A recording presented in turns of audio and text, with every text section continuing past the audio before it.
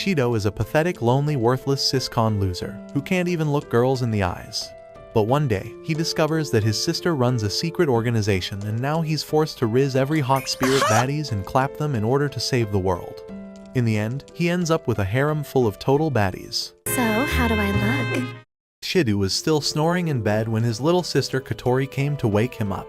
But like a Giga Chad, he tells her, if she didn't let him sleep, then the monster inside will destroy her sleep. That's how we're introduced to Shidou.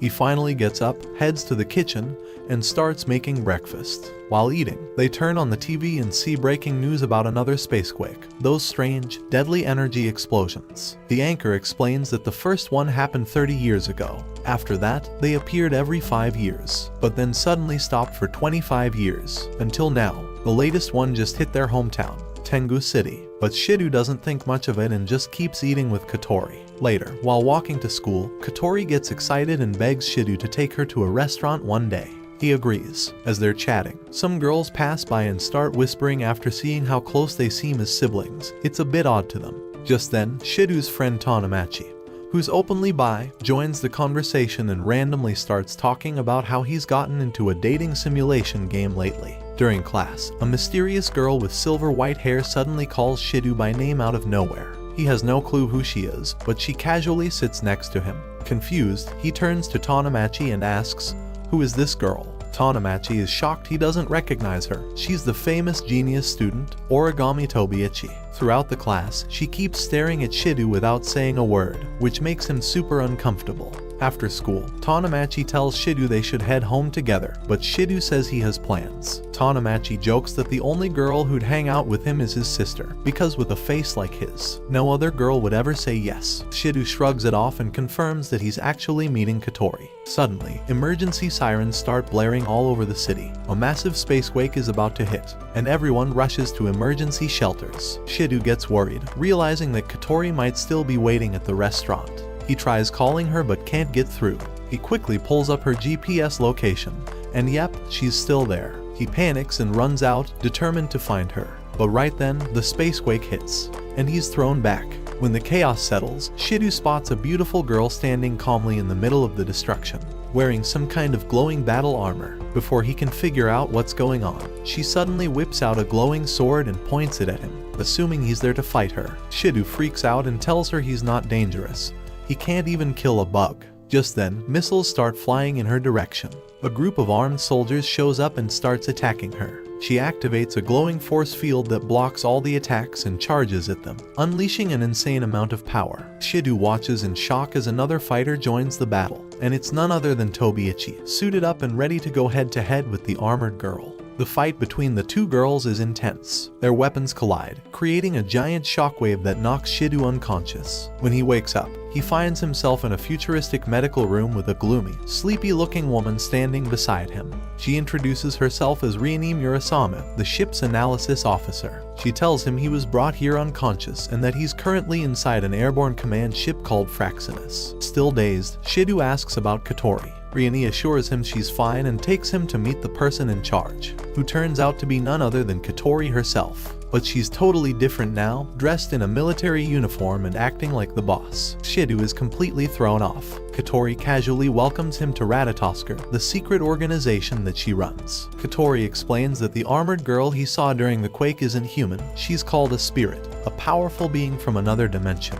Whenever a spirit appears on Earth, it causes spacequakes. That's why people are evacuated so quickly when a quake is detected. The military group that attacked her is known as AST. Their job is to hunt down and eliminate spirits to prevent further destruction. Kotori then drops a major bomb. There's another way to deal with spirits. Instead of attacking them, Shidou concealed their powers by making them fall in love with him. Yep, that's the mission. He has to go on romantic dates with these super-powered beings, and he starts his training the very next day. The following day, Shidou is taken into a private room and introduced to a dating simulator game meant to train him in flirting. Kotori grabs the controls and demonstrates how the game works. Later, Shidou runs into Tobiichi and tries to bring up the spirit battle, but she shuts him down. She tells him she's on a personal mission to wipe out all spirits because she lost her parents in a spacequake 5 years ago. Her hatred runs deep. Later, Kotori and Riani begin testing Shidou's charm. They ask him to practice cheesy pickup lines on people, His first target, their homeroom teacher, who's been single for 29 years. Shidou fails miserably with cringe-worthy lines. Riani steps in, feeds him some better lines, and the teacher reacts so strongly it freaks Shidou out, so he runs away. On his way out, Shidou bumps into Tobiichi and accidentally makes her fall, revealing her Kotori pushes him to make a move, but his brain totally blanks out again. Riani helps him once more, and he ends up awkwardly asking Tobiichi on a date. She surprisingly says yes. Shidou freaks out again and tries to explain it was a joke, but before he can say more, another spacequake alarm goes off. Tobiichi instantly heads out to suit up and fight. Meanwhile, the same spirit girl from before has reappeared and is hiding inside a school classroom, refusing to come out. Ast can't attack without risking civilian damage, so Kotori tells Shidou it's up to him to go in and talk to her. She assures him the team will guide him from the ship through an earpiece. Shidou enters the classroom and is nearly vaporized by a surprise laser blast. He dodges just in time and tries to speak to the spirit calmly. The ship's crew quickly feeds him responses, but she gets angry and almost kills him again. She steps forward and prepares a powerful magic attack. Shidou panics and tells her he's just a student, not there to hurt anyone. That calms her down. She recognizes him as the guy from before and lowers her weapon. He explains that he only wants to talk and that even if she ignores him, he won't walk away. Surprised by his honesty, the spirit blushes and admits no human has ever talked to her this way. When he asks for her name, she says she doesn't have one. So, he names her Toka because it's the 10th day of the month, the day they met. She really likes the name. Suddenly, Ast loses patience and opens fire. Toka creates a force field to block the bullets. She tells Shidou to get out so he won't get hurt, but he refuses. He stays under the shield with her and continues the conversation. Kotori urges him to ask her out, and when he does, Toka says she doesn't even know what a date is. Just as things start to calm down, Tobiichi shows up and sees them sitting together. She assumes Toka's holding Shidou hostage. Toka pulls out her ultimate weapon, Sandelpun, a giant sword, and unleashes a destructive attack that wrecks the entire area. After the explosion, Toka vanishes, and Tobiichi is later shown being carried off badly wounded. The next morning, Shidou is staring at the wreckage left behind from the previous fight when suddenly, Toka shows up behind him, catching him off guard. What really shocks him is that there was no spacequake alert this time. She smiles and reminds him that he invited her on a date. Shidou, realizing she's still in her battle gear, her astral dress, tells her that it's not exactly date appropriate. To help her blend in, he shows her a picture of Tobiichi in a school uniform. Toka quickly changes her look with a little magic and copies the outfit. With her new look, their city date begins. As they walk around town, Toka starts devouring anything edible she sees, literally anything that looks like food. While she's chewing on meat, she spots some dessert with white cream and immediately begs Shidou to buy her some too. Meanwhile, Tobiichi is keeping a close eye on them from a distance, confused about how Toka could appear without causing a spacequake. Shidou decides to ask Toka where she disappeared to the other day, and she explains that every time she vanishes, it's because she's pulled into a dark, empty world where she sleeps. She tells him that coming back into the human world isn't something she chooses. It just happens randomly when her sleep is interrupted. That's when Shidou starts to understand something huge. Spirits like Toka don't cause the spacequakes on purpose. It's an uncontrollable side effect of their sudden arrival. Curious, he asks why one didn't happen this time.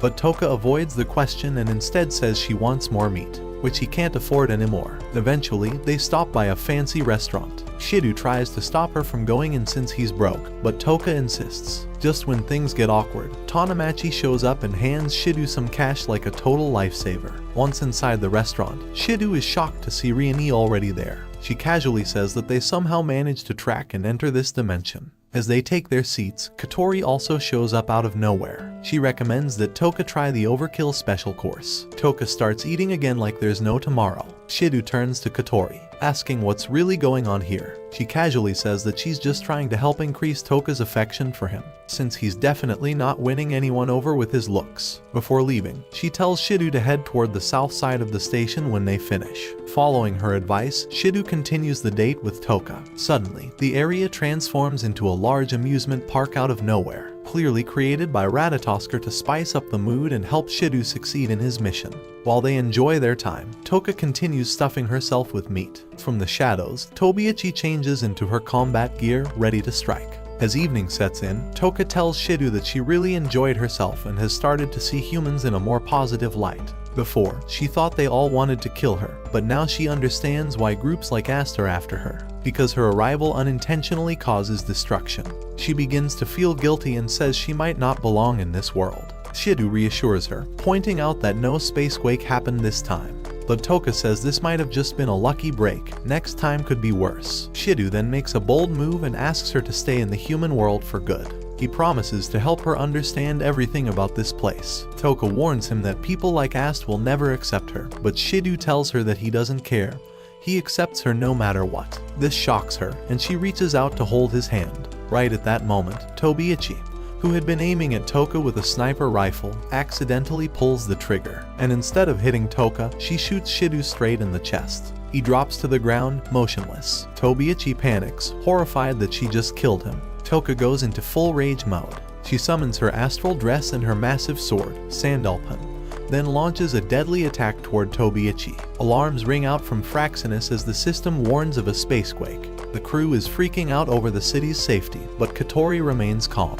When someone asks about Shidou, she coldly says that he's not going down that easily. Suddenly, Shidou's body starts glowing, and miraculously, he comes back to life. Everyone on Fraxinus is stunned. Kotori immediately gives the order to retrieve him. Meanwhile, Toka is burning with rage. Her energy is overflowing as she gets ready to finish Tobiichi once and for all. Tobiichi, frozen in fear, starts to reflect on how she's really no different from the very spirits she hates. As she accepts her fate, Toka prepares the final blow. But just in time, Shidou falls from the sky. Toka instantly flies up, catches him, and hugs him tightly. The power in her sword suddenly overloads from the emotion, and the crew fears it might destroy everything. Kotori shouts at Shidou to kiss her now. He does it without hesitation, and immediately, her spirit powers are sealed once again. Her outfit disappears, and they float back to the ground.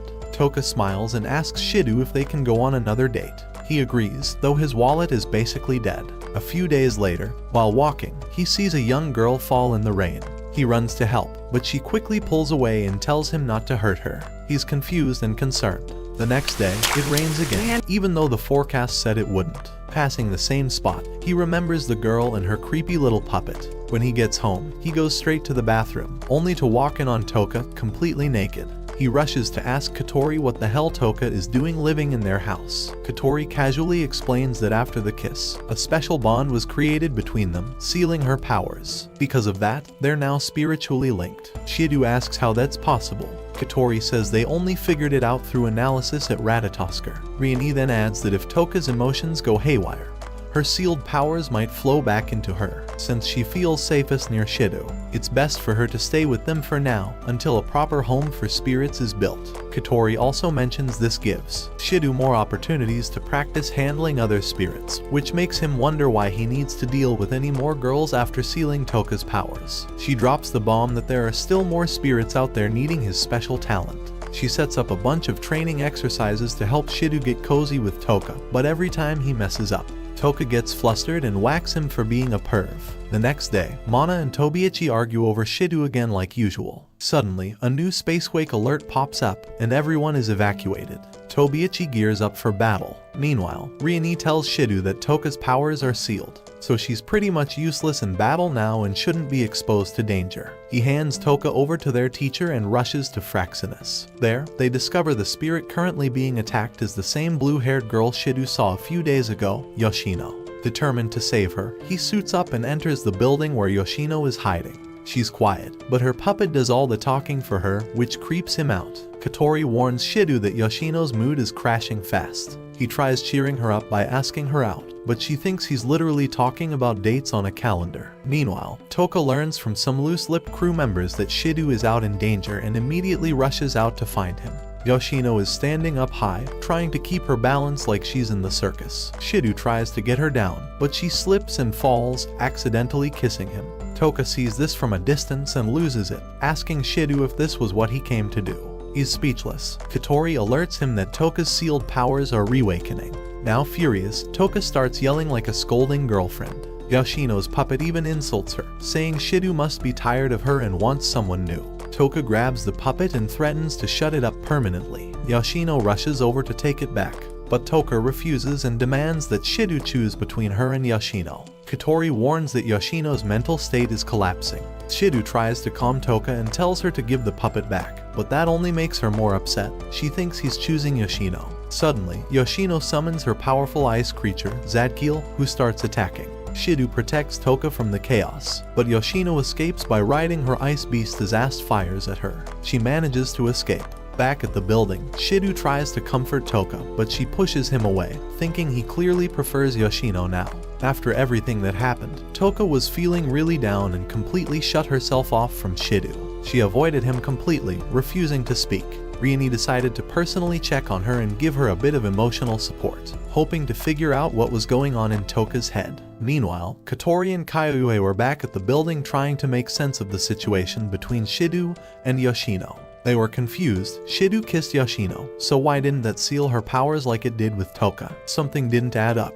At the same time, Shidou was wandering around outside in the rain when he spotted Yoshino. She was looking all over the place for her puppet, which had been lost during her escape from Ast. Wanting to help, he went to assist her. Back in her therapy session, Rieni gently told Toka that the kiss between Shidou and Yoshino didn't mean anything. She said Shidou only acted like that because he genuinely cared about Toka and even risked his life to protect her. While Shidou helped Yoshino search, her stomach let out a loud growl. Feeling sorry for her, he invited her back home for a meal. After she ate, he asked her why she didn't just fly away when Ast attacked her. Yoshino quietly explained that she hates pain and scary stuff, just like anyone else, but when she's afraid, she loses control and ends up hurting people without meaning to. That's why she relies so much on her puppet. It keeps her calm when things get too intense. Shidou gently patted her head and promised to help her find the puppet. Then, he added that she wouldn't need it anymore, because he would be the one to protect her from now on. She was clearly touched. Embarrassed, Shidou apologized for kissing her the other day, but Yoshino didn't even know what a kiss was. So, being the genius he is, he leaned in to demonstrate. Right as he was about to kiss her, the front door burst open and Toka stormed in.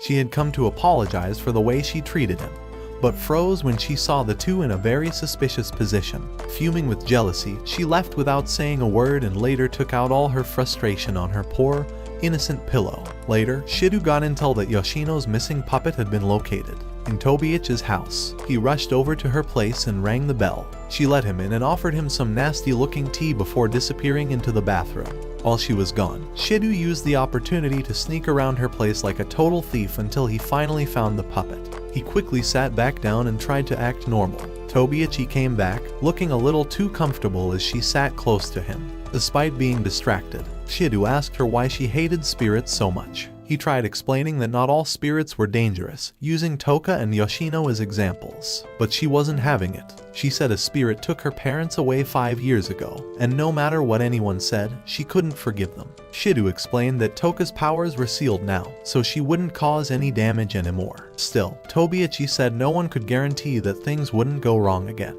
Shidou pleaded with her to at least try understanding spirits and not immediately treat them as enemies. She didn't give a straight answer. Before she could say more, her phone rang. Another space quake was coming. She stood up, ready to leave, but Shidou quickly asked if a spirit has lost her powers, would you still attack her? She paused for a second and said that although she might want to, the final decision wasn't hers, it was up to her superiors. Meanwhile, Ast caught up with Yoshino and began attacking again. Yoshino tried to run, but they knocked her down. She panicked and called out Zadkiel, her massive ice monster, which started fighting back. Ast kept firing while Yoshino escaped. Toka spotted the situation from a distance and rushed in. At the same time, Shidou called out to Yoshino from afar. He tried to hand her puppet back, but before he could reach her, Tobiichi shot a high-powered laser at Yoshino. It hit her hard, and Zadkiel started charging a deadly counterattack, not caring that Shidou was standing right there. Toka saw it happening and panicked. She tried summoning Sandalpin to save him, but it wouldn't work. Her powers were sealed. Just before the blast hit, she forced her power out and activated her sword, managing to block the attack just in time. After saving him, Toka ran over and apologized to Shidou for acting out earlier. While Ast kept blasting away at Yoshino, Shidou told Toka he needed her help, but she got the wrong idea again and thought he just liked Yoshino better. Shidou explained that she was a spirit just like Toka, and he promised to protect her too, just like he did for Toka. Understanding now, Toka gently placed Sandalpin on the ground and told him to use it to get through the icy barrier around Yoshino. Inside, Zadkiel's freezing aura was so strong that no one could get near. Tobiichi created a massive force field. lifting a whole building with it, intending to smash Yoshino. But Toka suddenly arrived and split the building in half with one slash. Seeing her, Ast immediately turned their attention to Toka and started attacking her instead. With the distraction in place, Shidou braved the freezing energy and made it through the barrier. It was tough, but he pushed through. Yoshino saw him, healed his wounds, and hugged her puppet with joy when he gave it back. He explained that he needed to kiss her to save her, and while he awkwardly tried to say it out loud, Yoshino blushed and kissed him first. The kiss sealed her powers, vaporized her spirit outfit, and the skies cleared up. Later on, Kotori informed Shidou that Toka wouldn't be living with him anymore. Ratatoskr had finished building a proper house just for spirits. One morning, Toka and Yoshino saw a commercial on TV about a hot spring and asked Shidou to take them there. He told Kotori, and although she wasn't thrilled, she agreed it was better to let the spirits relax than risk them losing control. Meanwhile, at Ast headquarters, the Mech team's captain and her squad also decided to visit the same hot spring, calling it a mission, though it was clearly just an excuse to hang out. Tobiichi wasn't thrilled, calling her team ugly and saying they should be training instead. Right then, Shidou called her to ask if he could keep the book she gave him for a couple more days. As they talked, she overheard Toka's voice in the background. Furious, she crushed the ken in her hand from pure rage. Shidou, Riani, and the girls began their trip, but along the way, Toka got jealous of how Shidou treated Yoshino and ended up destroying their car. Meanwhile, Ast took a hidden underground train to the hot spring, pretending it was for terrain analysis. But their train broke down too, and they had to continue on foot. Shidou's group was already walking anyway because Toka had totaled their ride. Toka felt guilty, but Shidou reassured her he wasn't mad. Meanwhile, Fraxinus detected Ast heading toward the spirits. Unaware that Ast wasn't planning to fight, someone from the crew panicked and ordered barriers be set up to block them. So both sides started fighting for no reason, causing huge environmental damage. Back with Shidou's group, a sudden explosion forced them to hit the ground. Yoshino dropped her puppet and burst into tears, triggering freezing weather and heavy rain. Shidou calmed her down, promised to retrieve the puppet, and the rain instantly stopped. He ran into the chaos to find it while Ast and Ratatoskr kept clashing.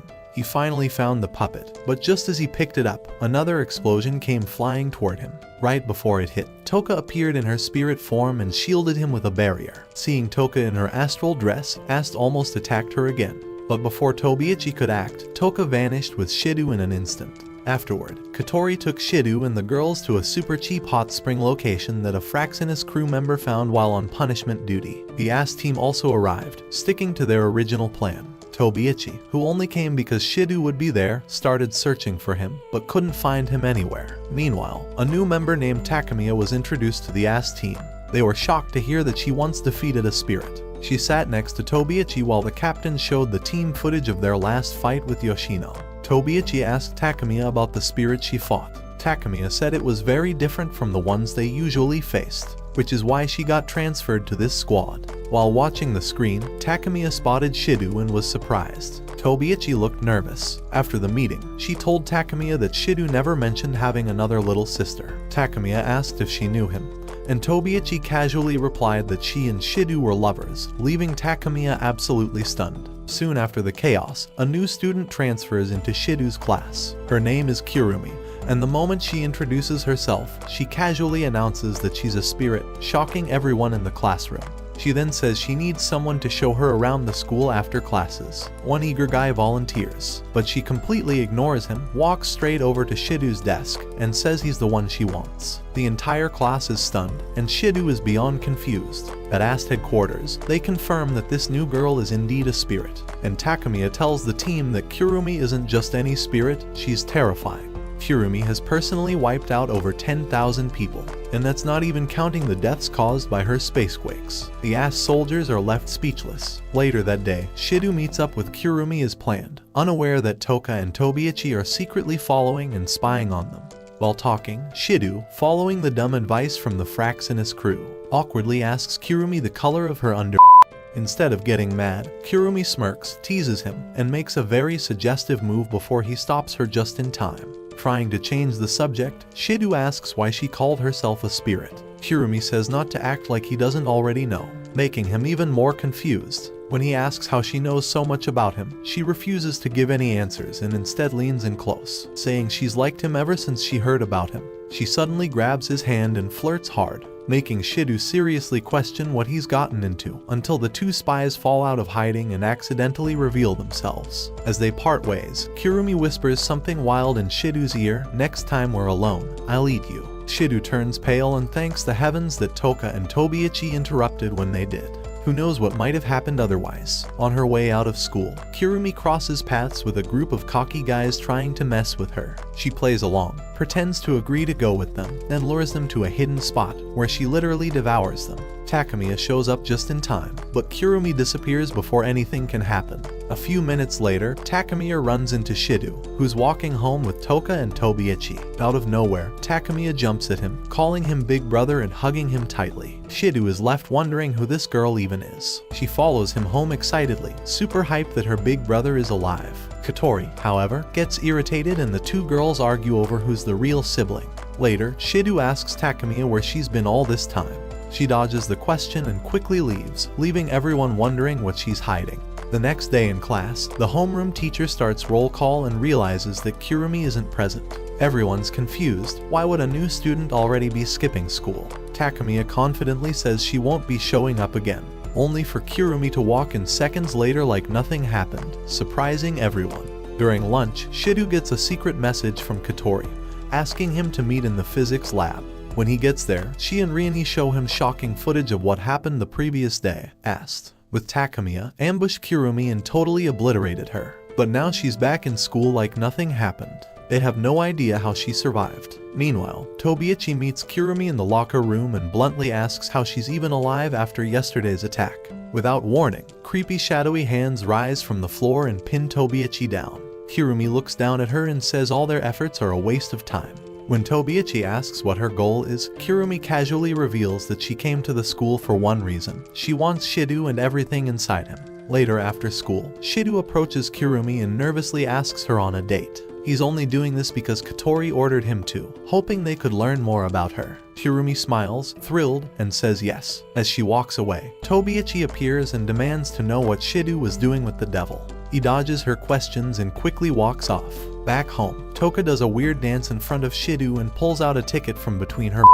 She's scheduled a date with him for the next day. He's speechless. Right after, Tobiichi also calls him and asks him to meet her the next day too. Now Shidou's in deep trouble. The next day, he has to juggle 3 girls in one day, making sure none of them find out about the others. Fraxinus agrees to help him manage this disaster. He starts with Toka at the aquarium and after some time, fakes a stomachache to slip away. He races off to meet Kirumi, who drags him into a lingerie shop to pick out some sketchy outfits. While there, a few classmates see him and start to approach. Shidou fakes another stomach emergency and bolts. He then heads to meet Tobiichi at a restaurant. She tells him she was worried he'd be alone and that he should come stay at her place afterward, catching him completely off guard. Just as they're about to eat, Shidou spots Toka running across the street and starts choking. He dashes off again. He keeps running around trying to balance all 3 dates, nearly collapsing from exhaustion. On top of that, his classmates are still trying to expose him. Luckily, Yoshino appears out of nowhere and distracts them. Later, finds a quiet spot by the forest to catch his breath. That's when he spots a group of shady people torturing a cat for fun. Kirumi shows up, ready to join in just to make things worse. Suddenly, the Fraxinus team loses all signals from her, making everyone panic. At the same time, Toka and Tobiichi run into each other and realize Shidou has been juggling them both. They assume he's with a 3rd girl now and go storming off to find him. Shidou returns to where he left Kirumi, but she's gone. Kotori calls and tells him they've detected a huge spirit energy surge in the forest. He rushes in and is horrified to see blood everywhere, and even a severed foot. Then he sees Kirumi, grinning wickedly while gunning someone down with her clock eye glowing. Shidou turns to run, but shadowy hands grab him and drag him back. Kirumi pins him down and says she's ready to make him her next meal. Just as things are about to get ugly, Takemiya appears and launches a full-on assault using her weapon, slashing Kirumi and severely injuring her. Shidou is horrified and asks how she can be so cold about this. Takemiya says she's just doing her job, taking down spirits. She adds that Kirumi is a rare type who keeps reviving no matter how many times she's killed, which is why she must keep hunting her down. Even when Shidou tries to defend Kirumi, Takemiya shuts him up and traps him in a barrier. Later that evening, Toka drags Shidou away to hang out, and during their time together, he shares his doubts about Kirumi. He wants to stop her from hurting anyone else, but he doesn't know how to approach her. Toka calmly tells him that Kirumi is still a spirit, just like her and Yoshino. She says the only difference is that someone cared about her, while no one did the same for Kirumi. If Shidou hadn't reached out to her, she might have turned out just like Kirumi too. Inspired by her words, the next day Shidou meets Kirumi and tells her he wants to save her. She doesn't react emotionally. Instead, she runs off to the school rooftop and causes a full-on blood-soaked incident to see if Shidou is serious about helping her. Cameras around the school get stained in blood, students collapse, and chaos erupts. Meanwhile, Takemiya storms into Kotori's office, furious that she keeps sending Shidou into danger without backup. She tells Kotori she's taking full responsibility for him from now on. Kotori laughs and says she'd never leave Shidou in the hands of a corrupt company like Deus Ex Machina. Takemiya is shocked Kotori knows about her ties to them. Kotori reveals she knows Takemiya was transferred from their unit. Takemiya admits she owes that company everything and can't abandon them.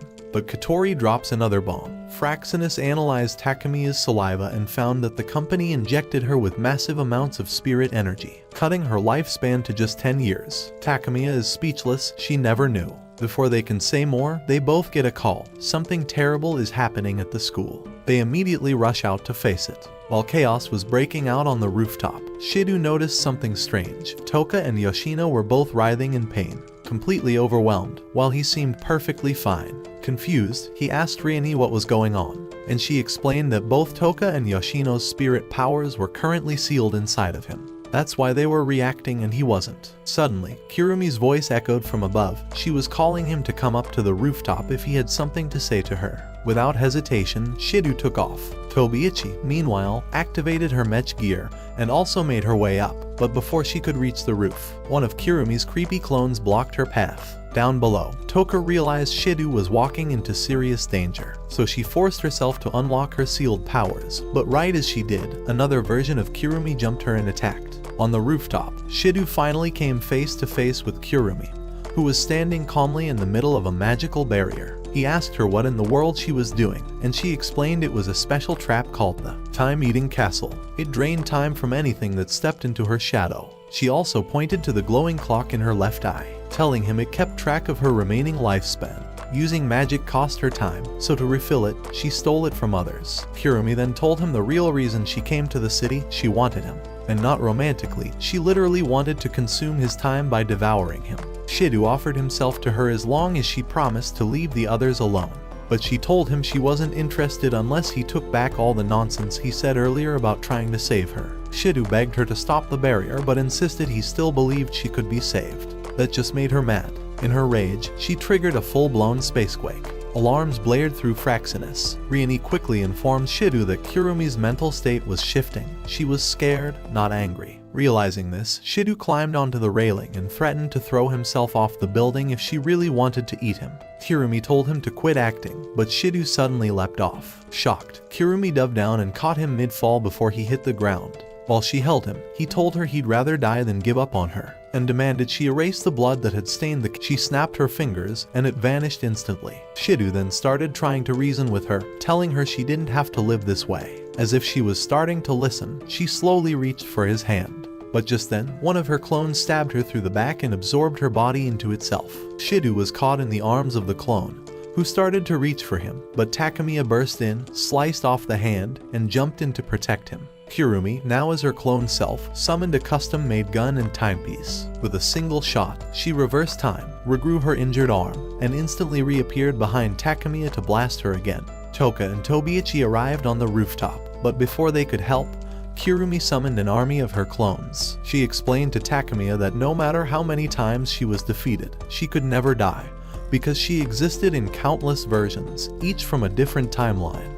She then restrained them both and activated another massive spacequake, but Kotori suddenly teleported in, stopping it with a powerful energy wave of her own. Now dressed in her own spirit outfit, shocking everyone, she summoned her weapon, ready for battle. A huge fight broke out. Kotori clashed with Kirumi in a fierce back and forth. Just when Kotori seemed to be gaining the upper hand, Kirumi froze time, called in every clone she had, and unleashed a storm of attacks. She then walked up to Kotori and fired a bullet into her skull, knocking her down. Kirumi started laughing, thinking she'd won, But right in front of her, Kotori's wounds healed, and she stood up again like nothing happened. Stunned, Kirumi ordered her army of clones to swarm, but Kotori exploded them with a shockwave.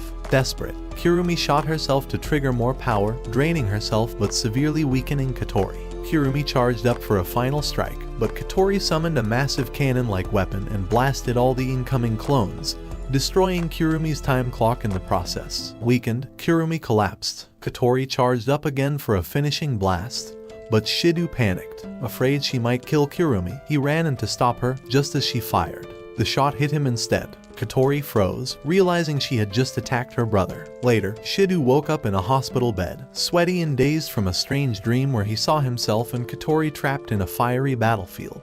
Rieni was there and told him everyone survived, although Kirumi escaped. She laid his head on her chest and comforted him gently. After he recovered a bit, Rieni took him to Kotori's room. He asked Kotori straight up if she was a spirit. She replied that she was human, though the data said otherwise. She explained she was born human, but about 5 years ago, she somehow gained the powers of a spirit. Shidou remembered his dream and told her about it, and she was surprised how accurate it sounded. When he asked how she got her powers, she said her memories were hazy. They figured someone must have erased them. He asked how she had managed to keep her powers under control this long. Kotori said it was thanks to him. He was the one who sealed her powers 5 years ago, though neither of them remembered doing it. That's why Ratatoskr picked him to seal other spirits. Shidou asked why he had healing powers, and Kotori explained that it was because of her spirit energy inside him. She then punched him in the gut and said he nearly died earlier. If she hadn't snapped out of her berserk mode, she might have finished him off. He asked if her powers would go back to him like with Toka and Yoshino. She said no, because she had fully regained her spirit energy. He would need to seal her again the same way, by making her fall in love with him and kissing her. Suddenly, Kotori collapsed from exhaustion. Rieni rushed in and later told Shidou that Kotori could only hold her powers for 2 more days. If he didn't seal them again soon, she'd completely lose herself and become something dangerous. Later, Shidou went to the hospital to visit Takemiya but wasn't allowed in, so he met with Toka instead. As they spoke, she asked him about the mysterious flame spirit who appeared during the fight with Kirumi. Shidou claimed he didn't know. She looked concerned and explained that 5 years ago, a flame spirit had burned her parents alive right in front of her, and ever since, she had joined AST in hopes of finding and stopping that spirit. Determined, Shidou started getting ready for his upcoming date with Kotori. But instead of preparing seriously, he spent most of his time hanging out with the other girls. That night, he met with the vice commander of Ratatoskr, who told him he had footage from the fire 5 years ago, the same day Kotori turned into a spirit. Shidou watched the video and noticed something weird, a strange figure standing next to him and Kotori that day. He guessed that being might have triggered Kotori's transformation. As he tried to recall more, he passed out from mental overload. The next day, the date day, he met with Kotori. He tried using every flirting tip he found online, but nothing was working. He panicked, realizing that if things kept going like this, he'd never be able to save her. Later, Kotori stepped away for a bit, and Shidou sneaked off to talk with Fraxinus about new pickup lines. While doing that, he caught sight of Rieni tending to Kotori, who looked like she was in pain. Furious, Shidou hid nearby and overheard their conversation. He learned that Kotori had been secretly taking stabilizing drugs to keep her powers in check, but didn't want Shidou to know because she didn't want him to date her out of pity. Shocked, Shidou returned to the beach where they were supposed to meet. When Kotori came back, he ditched the earpiece he was using to talk to the crew, deciding to follow his heart instead of their bad advice. He invited her to an amusement park, determined to do things his way. Meanwhile, Tobiichi met with her superior, who showed her new tech designed to combat high-level spirits. Tobiichi asked if it could defeat the mysterious flame spirit from the footage 5 years ago. Her superior looked confused and said that spirit looked a lot like someone they'd seen recently. Tobiichi demanded to see the footage, and was stunned when she saw the spirit of flames was actually Kotori. Back at the amusement park, Shidou and Kotori enjoyed their time together, laughing and bonding. After a while, they sat down to talk. Kotori, clearly in the mood, looked at Shidou, waiting, expecting him to finally kiss her. Meanwhile, Tobiichi's superior received a disturbing report. Some of the newest anti-spirit tech had vanished, along with several other classified weapons. As soon as she saw the details, she remembered Tobiichi recently asking if that new gear could take down the spirit of flames. That's when it hit her. Tobiichi must have stolen the equipment to take on Kotori by herself. Shidou, still confused about everything, tried asking Kotori about what really happened 5 years ago. But before she could answer, a powerful blast hit her out of nowhere, knocking her off her feet. He turned to see who attacked, and couldn't believe it. Tobiichi stood there, armed and deadly, saying she just took out Kotori. But Kotori suddenly got back up, looking completely unharmed, and called her an idiot for thinking it'd be that easy. Tobiichi didn't waste time. She launched a barrage of cannon fire at Kotori. In response, Kotori transformed into her spirit form and summoned her weapon, and the two of them started trading brutal attacks, shaking the entire amusement park. On the other side of the park, Toka and Yoshino felt the shockwaves and realized something serious was going on. Toka decided to help, even though her powers were sealed. Yoshino's puppet tried to stop her, but Toka insisted. Shidou was risking everything for Kotori, and she had to do the same. She suited up, and Yoshino followed her lead. Back in the fight, Kotori was holding her own, but her energy was fading fast. Tobiichi took advantage and trapped her with energy ropes before preparing a massive cannon blast. Kotori barely blocked it with her last bit of strength, but instead of backing down, she charged at Tobiichi and started damaging her weapons, knocking out parts of her gear. Kotori, losing herself to rage, went completely out of control. Shidou screamed at her to stop, but she ignored him and summoned a finishing blast. Just as she was about to strike, Tobiichi cried out that this was exactly how her parents died, burned by a spirit just like Kotori 5 years ago. That stopped Kotori in her tracks, and she collapsed in shock. Tobiichi powered up another shot, but Kotori managed to block it again. Shidou rushed in between them and begged Tobiichi to stop. She refused, saying this was her mission for the past 5 years. He asked if she was trying to destroy the flame spirit or just his sister. Confused, she told him that Kotori was the flame spirit. She got ready to fire again. Right then, Toka and Yoshino jumped into the scene, distracting Tobiichi just long enough for Shidou to grab Kotori and run. While the others fought, Shidou confessed his feelings to Kotori, embarrassing her. She admitted her feelings too, and the two kissed, sealing her spirit powers, healing Shidou's wounds, and ending the threat. Afterward, Shidou turned to Tobiichi and said if she really wanted to fight the spirit of flames, she was aiming at the wrong person. That power now lived inside him. He explained that someone else was responsible for Kotori's transformation 5 years ago. Tobiichi didn't fully understand, but her body gave out from exhaustion, and she collapsed. Elsewhere, Kurumi reappeared in another part of the city. Back at Fraxinus, Rioni surprised Shidou by saying the date with Kotori didn't actually boost her affection levels. They were already maxed out. Shidou was stunned. Kotori turned red with embarrassment and kicked him in the face, blaming the data machine for being broken. After things calmed down, Kotori told the crew that her memories of the incident from 5 years ago were slowly coming back. But since they couldn't rule out the idea that their memories had been wiped, she said they needed to start writing down anything they remembered, just in case. As she was leaving, Kotori asked Shidou if what he said during their kiss was really true. He replied that it was, except the part about loving her like a real girlfriend. He meant it in a sister way. Furious, Kotori stormed off.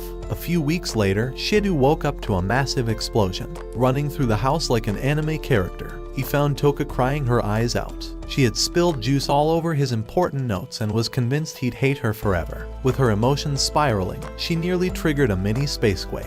Shidou, using his maximum calm mode, tried to cool her down. But then, he heard someone else screaming from the bathroom. He ran in and saw everything frozen solid. Yoshino was in a towel, pointing at her puppet in the bathtub. It had drowned, and she accidentally froze the whole room in panic. Shidou pulled the puppet out, and the house slowly returned to normal temperature. Meanwhile, Tobiichi stood before a panel of officers who were about to decide her punishment for everything she had done. But before they could say anything, a smug, silver-haired man named Westcott showed up and interrupted. The entire mood shifted. Back at home, Toka and Yoshino secretly listened in on Shidou and Kotori having a sibling fight. Kotori was annoyed at Shidou for sleeping all the time, and Shidou replied that he actually had school responsibilities. While making breakfast, he jokingly called it a meal for his 2 girlfriends. Meanwhile, 2 bitter girls from AS talked trash about Tobiichi's suspension. They said she was lucky they didn't kick her out completely, and they couldn't understand why someone from Deus Ex Machina, aka DM, had stepped in to protect her. Just as Shidou was about to enjoy breakfast with his girls, he got a message from Tobiichi. She was waiting outside his house, and judging by her tone, she clearly wanted something physical. He left immediately. Before he could sneak out, Toka asked him to take her out instead. when he said he'd do it later. She and Yoshino sat down to watch a romantic drama about a man who leaves his wife, something that mirrored their own chaotic relationships. Outside, Shidou found Tobiichi weirdly hiding behind a lamppost. She acted like he had invited her, even though he had no clue what she was talking about. She insisted they talk in private and dragged him into a public restroom. Shidou freaked out as Tobiichi did something suspicious, lifting her skirt and making him panic. She teased that she wanted to show him her true self, but he wasn't having it. Eventually, Shidou told her the real reason he came, to talk about that day she nearly killed his sister. He tried to convince her that Kotori wasn't the spirit who ruined her life and begged her to believe him. After some stubborn back and forth, Tobiichi finally said she trusted him. She even thanked him for not turning her in for attempted murder. As they walked out, she randomly asked him if he was even human. Back at home, Toka was determined to play perfect housewife and decided to clean Shidou's room. While tidying up, she found a suitcase that looked just like one from her favorite drama, a suitcase that usually meant someone was leaving. Panicked, she ran through the house looking for him and eventually found him in the women's restroom, with Tobiichi. Heartbroken, Toka collapsed in front of them, thinking she was about to be dumped. Through her tears, she asked why he'd choose someone like Tobiichi over her, someone who breaks down emotionally every 5 minutes. Shidou chased after her. When he found her, she accused him of liking Tobiichi more. That's when Kotori called and warned him that Toka's emotional state was spiraling, and worse, her spirit powers were slowly returning. Riani added that if the bond between her and Shidou weakened completely, a new space quake might erupt. To prevent that, Kotori told Shidou to do what he always does, take her on a date and rebuild the connection. Shidou later asked Toka out, hoping to calm her soul. But things got worse when she couldn't eat her favorite bread during the date. Her mood dropped harder than my ex. Back on the Fraxinus ship, Kanazuki came back holding a bunch of bread like it was a gift. Kotori told him to give some to Shidou. Everything had calmed down now, and Toka returned home smiling and happily eating her bread. Later, Shidou packed a suitcase to help Tobiichi buy stuff for their school trip, just like he promised. But when Toka saw him holding a suitcase, she panicked. It reminded her of someone leaving forever, so she secretly followed him.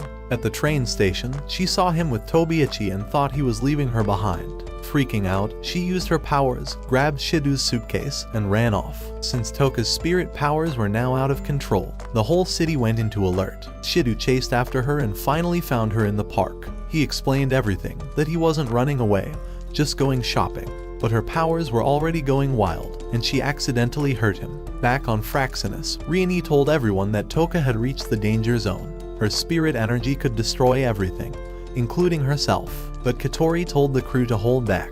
She trusted her brother to fix this. Shidou didn't give up. Even though he was in pain, he kissed Toka. That calmed her down and sealed her powers again. Elsewhere, Westcott got a report from Ellen, his assistant. She found the spirit called Princess again, the same one who vanished 3 months ago from Tengu City. She was now going to school at RIZZING High under the name Itsuka Toka. Westcott was interested and wanted to dig deeper. At school, everyone was getting ready to fly out for the trip. But then came the big surprise. Toka showed up wearing a boy's school uniform. Shidou looked like he was about to faint because the shirt didn't even fit her properly. Everyone was speechless. The teacher said that wearing boy clothes didn't actually make her a boy, but Tobiichi stepped in and said that Toka had guts for doing it. She even joked that if Toka wanted to switch sides, then Shidou should move into the girls' dorm to match. Tired of all the drama, Shidou begged the teacher to let it go. She agreed and let Toka and Tobiichi sit next to Shidou on the plane. On Fraxinus, Kotori got some strange info. The company paying for the school trip was actually owned by Deus Ex Machina. That was suspicious. On the plane, Shidou sat between Toka and Tobiichi, and they kept arguing the whole time. Tobiichi told him to look at the clouds. Toka got upset when he didn't look at the carpet. Then, a woman with giant glasses took a photo of Toka. Shidou didn't know who she was, but Tobiichi said she was the trip photographer. What she didn't say was that the woman, Ellen, was spying on them for DM. Ellen tried going back to her seat, but 2 nosy students kept asking her random questions. Annoyed, she walked off. When they landed on the island, Toka ran straight to the ocean. Shidou followed her, but their teacher said they had to visit a museum. Toka suddenly said she felt someone watching them and ran away. Ellen tried to go after her, but Mai and Mai showed up and distracted her by holding her hands and pulling her away. Shidou chased after Toka, and suddenly a strong storm hit. A trash can flew into Toka, knocking her out. As Shidou carried her, 2 new spirits appeared, fighting like crazy. One was Yuzuru, who wore a tiny outfit made of ribbons. The other, Kaguya, was dressed the same. They were arguing about who the real Yami was. Shidou tried to talk to them,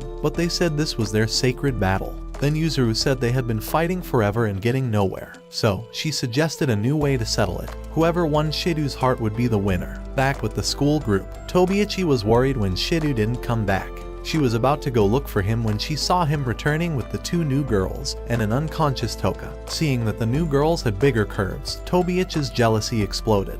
At school, their teacher Tami added Yuzuru and Kaguya to Shidou's class. The girls quickly became obsessed with him, always fighting for his attention. They even revealed that they were once a single spirit, but split into 2. Their goal was to see who deserved to exist when they joined back into one being. Shidou was overwhelmed. He went to the pool for peace, but both girls followed and got in the water. Kaguya told Yuzuru to try seducing him first, but Yuzuru knew it was a trap and refused. They started arguing again, now about who had the bigger chest. Shidou told them to calm down, but then the door opened, and Toka walked in wearing her swimsuit. She jumped into the pool and saw Shidou surrounded by the twins. He quickly explained they tricked him. But then, every other girl from the class ran into the pool, and Shidou had to swim away while covering himself. Toka helped him hide behind a rock so he could escape, but just as he tried to get out, he slipped and fell back into freezing water. Meanwhile, Ellen contacted her ship and told them to prepare a unit called Bandersnatch, just in case things got out of hand. Back at the resort, Yuzuru and Kaguya weren't done. They snuck into Shidou's room late at night, both trying to win him over. Shidou sat there, completely embarrassed, wondering why girls were always fighting over him. At the same time, Toka and Tobiichi argued over who would take care of Shidou. Their fight got louder until Mai and Mai told them to settle it properly. As the group walked towards Shidou's room, Ellen ordered Bandersnatch soldiers to surround the area. But when Ellen tried to peek in, a pillow hit her in the face, exposing her. Mai and Mai noticed her instantly. Inside the room, Shidou begged the twins to stop treating him like a prize. Outside, their teacher Tami noticed the late-night noise and walked towards Shidou's door. Right as she got there, a completely naked Shidou tried sneaking out, but slipped and landed face first on her, flashing everything. Above Erubai Island, James Paddington and his team kept a close watch on the resort. When he didn't get any updates from Ellen, he immediately told his people to pull back all 3 Bandersnatch units. The next day, Shidou waited on the beach for Yuzuru and Kaguya. He was following Rieni's plan, hoping to find a way to settle things peacefully. Rieni suggested that if both girls were allowed to try winning his heart, they might follow her advice during the process, which would give them a little control over the situation. Shidou agreed, thinking that if they both grew closer to him, he might have a chance to seal both their powers. Rieni warned him, though, because the twins were so competitive. Kissing one might make the other snap. Still, she believed this might be their best shot. Shidou promised he would do whatever it took to save them. After Rieni signed off, the twins arrived in their swimsuits. Shidou told them they looked great, and they immediately asked him to rub sunscreen on them. That, of course, started another silly fight, each one claiming they had the better skin. Shidou's brain almost broke from all the skin he was seeing, so he decided to just rub lotion on both of them at the same time. Meanwhile, Ellen kept tracking Toka's movements, but before she could do anything, she got caught in a sand trap set by Mai and Mai. They buried her right next to Tanamachi, who told Ellen not to flirt with him because he already had an online girlfriend. Later, Toka and Tobiichi joined Shidou, Kaguya, and Yuzuru at the beach. Shidou noticed something strange. The twins already seemed close with the 2 girls. Kaguya said she had made Toka her teacher, and Yuzuru had picked up tips from Tobiichi, who was now her mentor. Tobiichi asked what they were all doing at the beach. Shidou struggled to answer until Rieni showed up and said they were there to play volleyball. Shidou pulled her aside and asked why she came without warning. She said the plan had to change once Toka and Tobiichi joined in. The match began. Rieni paired Shidou with the twins, while Toka and Tobiichi were on the other team. Shidou worried that none of them would be able to cooperate. Kaguya and Yuzuru were always fighting, and Toka and Tobiichi weren't exactly friends either. But Rieni had a secret plan. At first, the twins couldn't work together, and Toka and Tobiichi easily took the lead. They even made fun of the twins for being so out of sync. That fired up Kaguya and Yuzuru, and soon they started working as a team. They scored points, cheered together, then instantly went back to bickering. Later, behind a small hut, Shidou met with Rieni again and asked if this plan was really going to work. Rieni wasn't so sure anymore. Just then, Kaguya showed up and nervously asked to speak with Shidou alone. Rieni was surprised. It wasn't part of the strategy. Kaguya tried to act cool, But when Shidou looked at her kindly, she got flustered and blushed. Then she told him something surprising. She wanted him to choose Yuzuru instead of her. Soon after, Yuzuru also came to talk to Shidou and told him to pick Kaguya instead. Without knowing what the other said, both girls asked Shidou to choose their twin. They didn't care about winning anymore, they just wanted the other to live happily. Shocked, Shidou asked if one of them would really disappear if he chose the other. They confirmed it. Kaguya said that's why she started the Battle of Charm in the first place. Yuzuru admitted she only accepted the challenge because she wanted Kaguya to be happy. They both said the other was cuter and more deserving to live on.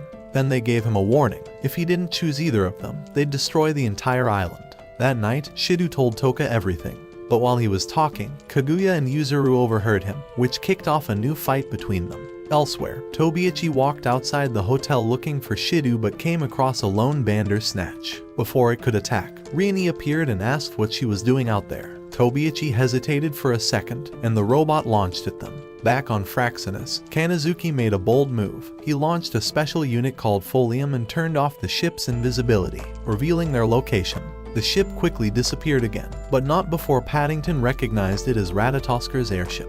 He immediately ordered his crew to prepare for battle. Meanwhile, the argument between Kaguya and Yuzuru got more intense. Both were angry at each other for being so selfless. They decided to end it once and for all, with a final duel. The last one standing would be the winner. They clashed hard in a fierce battle. Shidou tried yelling at them to stop, but they didn't listen. At the same time, Fraxinus was under heavy attack.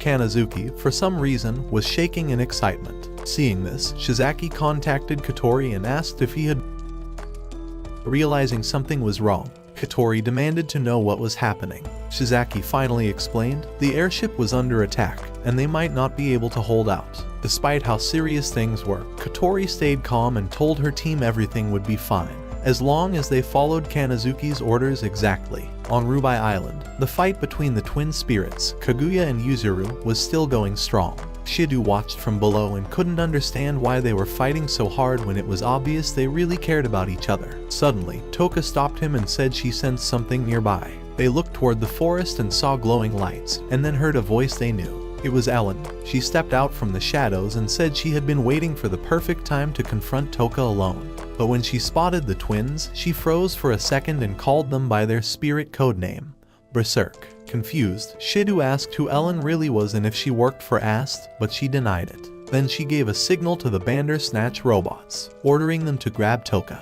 But before they could even reach her, Toka took them down with her spirit weapon, Sandalpun.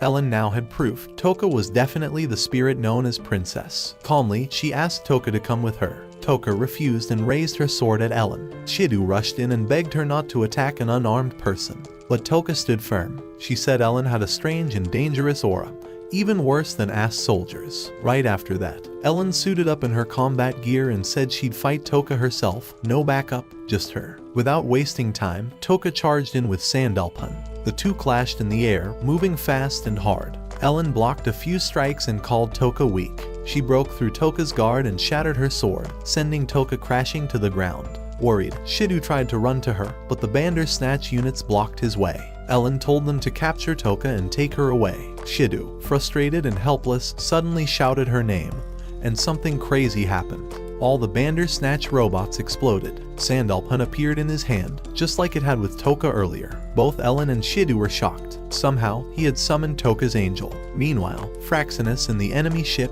Arbadel, were still fighting above like a full-on war was going on. Ellen smirked at Shidou and told him she'd be taking him too. She ordered the remaining robots to capture him, even if they had to hurt him badly. Shidou tried to fight back but was outnumbered. Toka watched helplessly, unable to help in her weak state. Just then, the Arbadel's side was hit, and the control room caught fire. With their power source damaged, the Bandersnatch robots shut down, giving Shidou the chance to grab Toka and run. Ellen tried chasing them, but she fell into a trap, a hole set by Mai and Mai. The Bandersnatch robots accidentally dogpiled on her as she passed out, wondering who set the trap. Back on the ship, Arbadel lost communication with Ellen and had no choice but to retreat. Shidou and Toka returned to the beach, but the twins were still fighting. Shidou yelled for them to stop, but they didn't listen. Not knowing what else to do, he summoned Sandalpun and waved it around. Toka reminded him that the angel only works when the user's will is strong.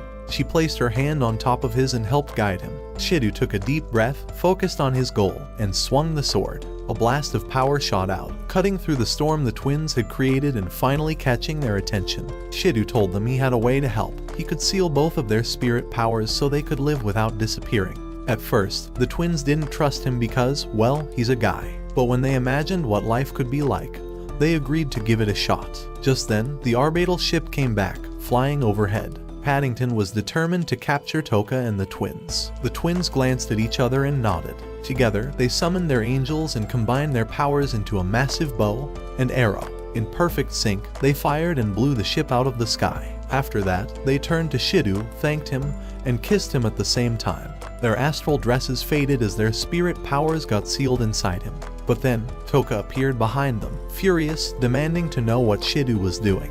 The twins jokingly told her that Shidou pulled a weird move on them. Toka screamed his name loud enough to shake the beach. And that's where this video ends. Smash the like button and subscribe to the channel. Until then, watch this following video and I'll see you in the new one.